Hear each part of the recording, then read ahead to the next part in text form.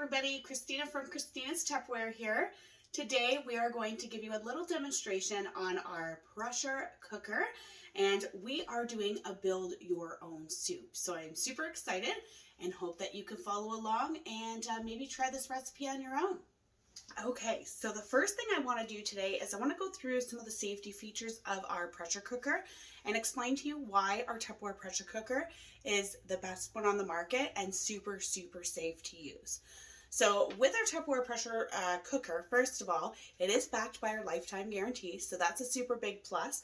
And we've got 5 different features on it to prevent it from exploding in our face or exploding in our microwave, etc. So you don't have to be worried about using a pressure cooker anymore, okay?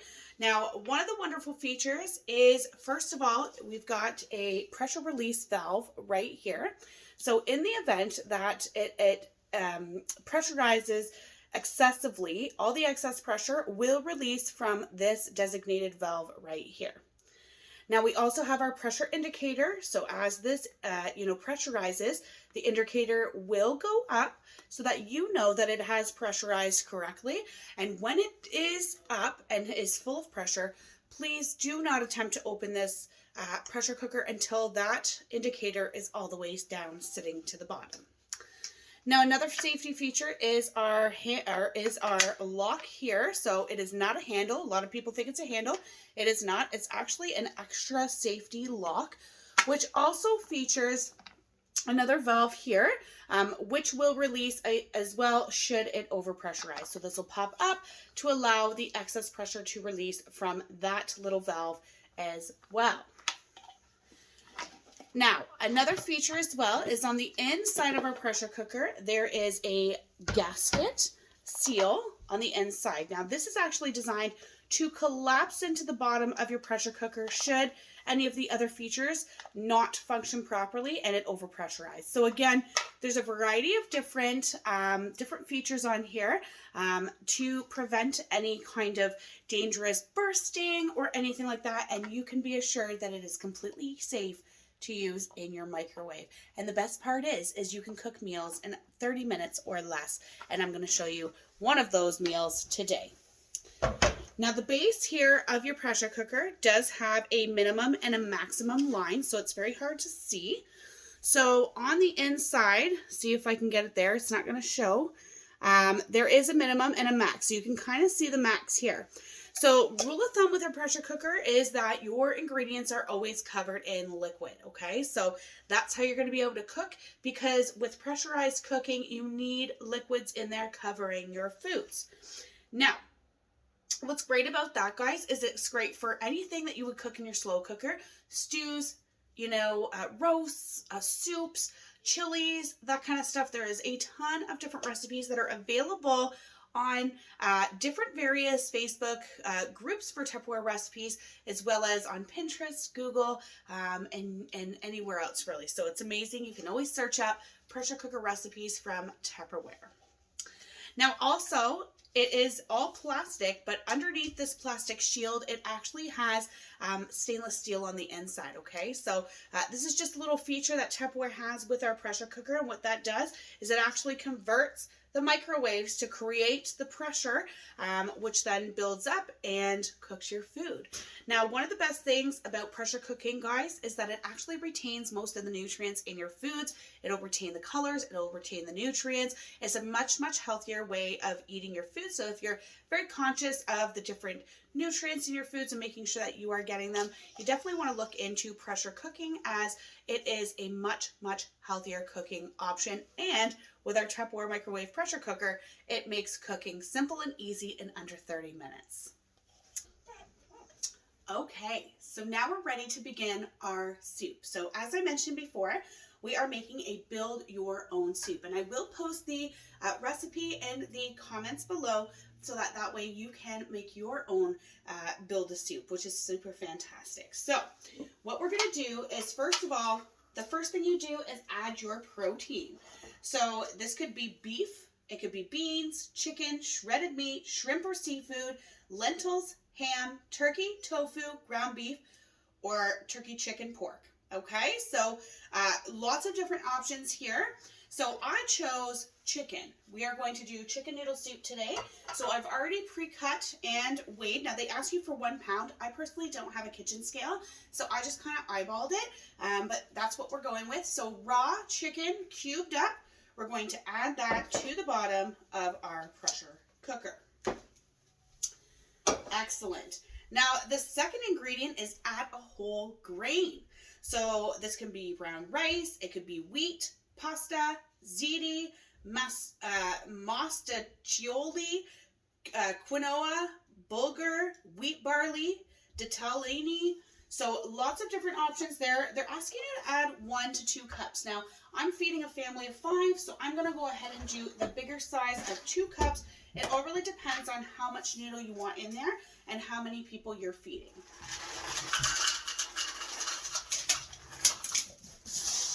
Now, of course, I am using my modular mate to store my pasta. So our modular mates are amazing for your pantry and cupboard storage for any dry goods.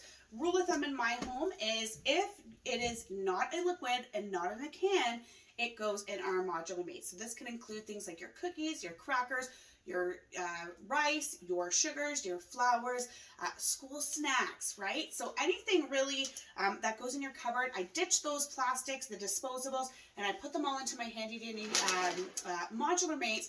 It's not only giving me a lot more space into my cupboard space, but it's also organizing it, and it keeps everything nice and fresh. So I absolutely love that. Now the next thing is to add 3 vegetables. So this could be carrots, it could be celery, it could be zucchini, onions, tomatoes, spinach, kale, broccoli, peppers, potatoes, mushrooms, corn, cauliflower, peas, or squash. So this recipe actually gives you a bunch of different items with little boxes so you can check them off, which is awesome. So 3 vegetables at 3/4 cup each. So I have chosen today to do some celery. I've also got some carrots, and I'm also going to be adding some onion. With our Chef Series knives, these are very sharp, guys, we are going to cut up an onion. And I have animals that are making a mess in my kitchen. Whoops, making a bit of a mess.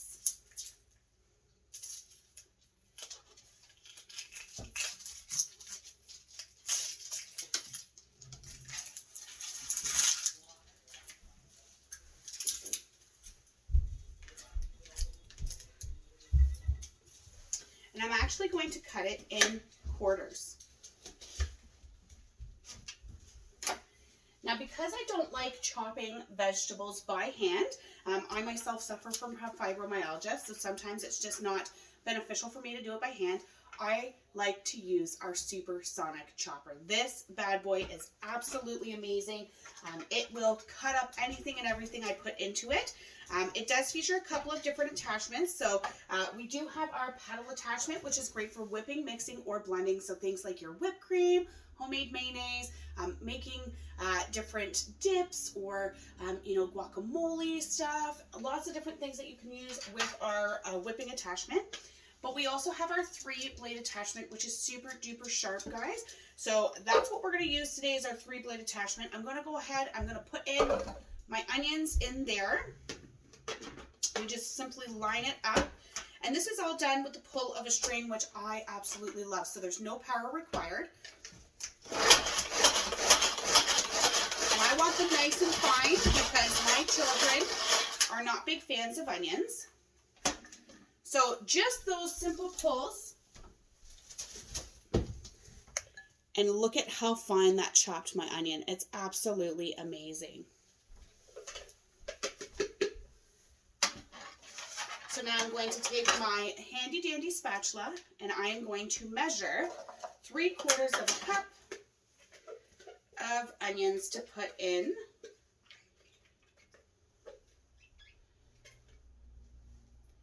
And that seems to be about the exact amount that I need, which is amazing. There we go. Excellent. Now, I also need to do it for my celery. So I've got some celery that I've already cut up a little bit. Okay, so I've gone in and I've added our celery, and we're going to chop this up using our supersonic chopper. And this one I don't want so fine, so I'm only going to pull it a few times. So that way we still have some pretty good sized chunks in there, because I don't want them super fine. I want to be able to find my celery in my soup. So there we go. We're going to just add that in.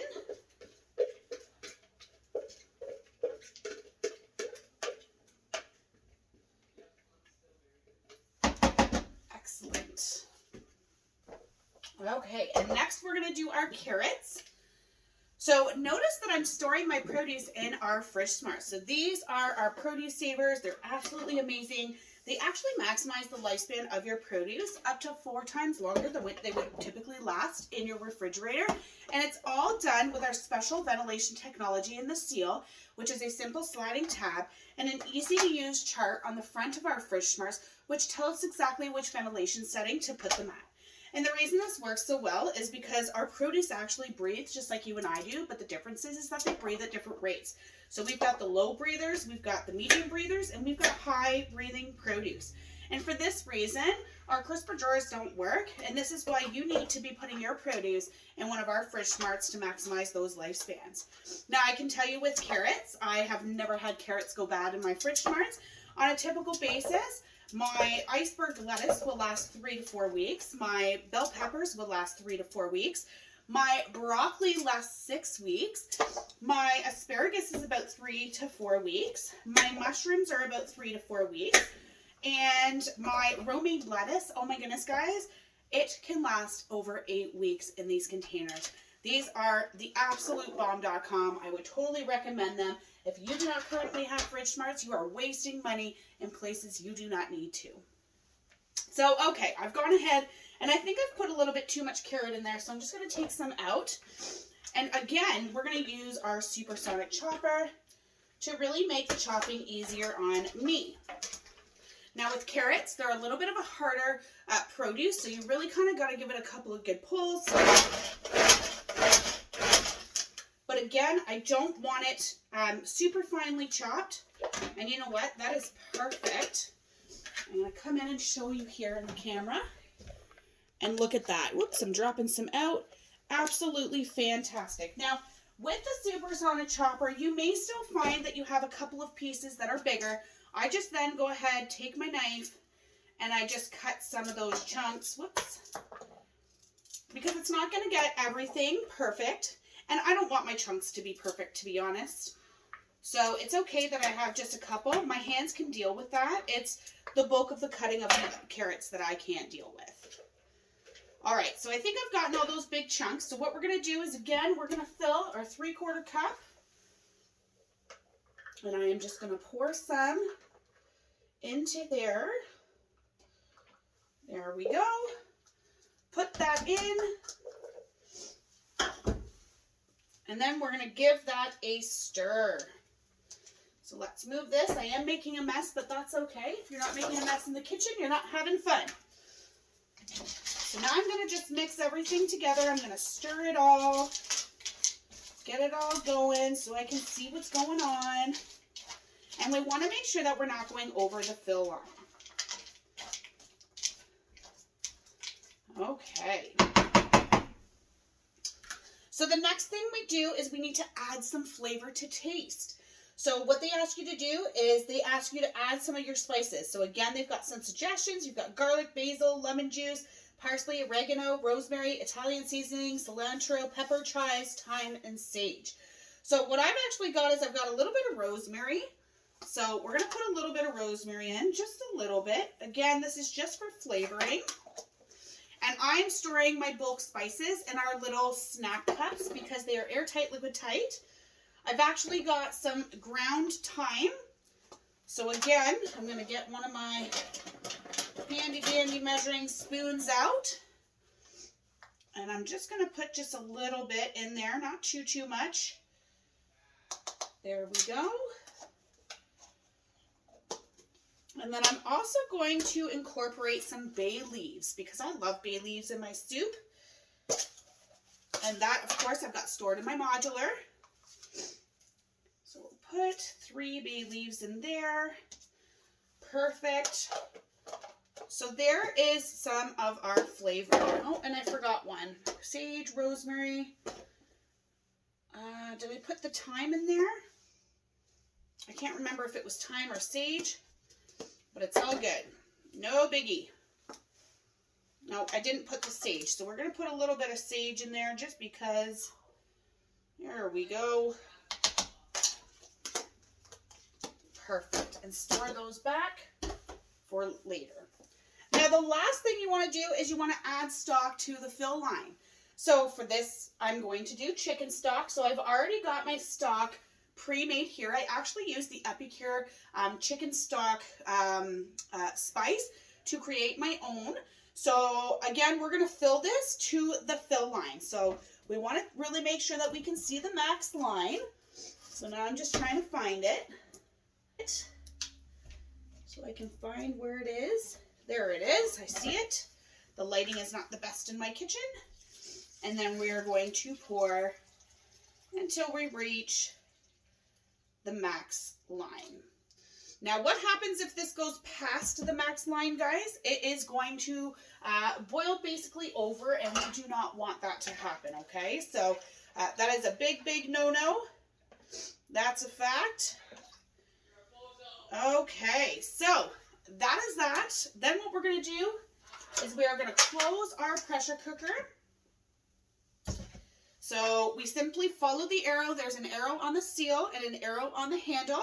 You simply match that up and then twist and then lock it down in place and you're ready to go. Now we're going to stick this bad boy in the microwave for 20 to 25 minutes.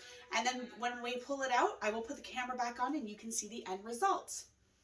Okay, so here we have it. We have just taken our pressure cooker out after 20 minutes. And here you can see that the pressure indicator valve is up. You can hear the pressure. So we're going to let this rest and sit about 10 minutes for the pressure indicator to go down, and then we will open it up and show you the end results. Okay guys, so our pressure has gone down. Let's flip. We have no more pressure built up anymore. So we're going to unlock. We're going to twist it open. There's the arrows I was talking about earlier. And then we're going to lift this and trying to do this one-handed. Oh, check it out. Look at this. So now we're just going to give it a little stir with our ladle. It smells delicious. And check this out. Oh my goodness. I did go ahead and add a little bit more pasta before I put it in, just because we like a lot of pasta. So I think I added a little bit too much, but check out this soup. Oh my goodness, guys. Does it ever look amazing? And I'm sure it tastes amazing too. My noodles are perfectly cooked. I can see that. Everything is nice and cooked. Our chicken is cooked as well. So we are excited to be able to have some of this yummy soup. I hope you enjoyed the demo.